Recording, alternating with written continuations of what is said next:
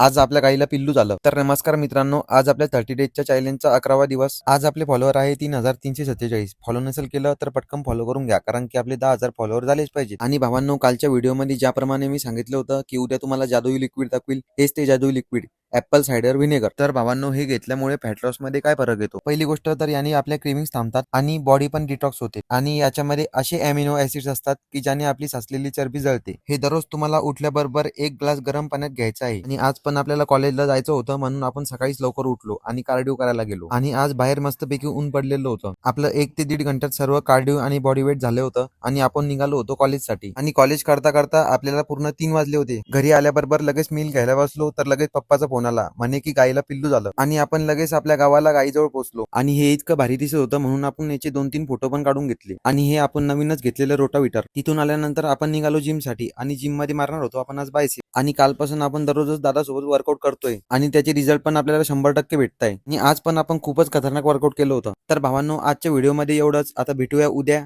आणि पटकन फॉलो करून घ्या आणि 10,000 फॉलोअर करून टाका आणि एखादी कमेंट पण करून घ्या.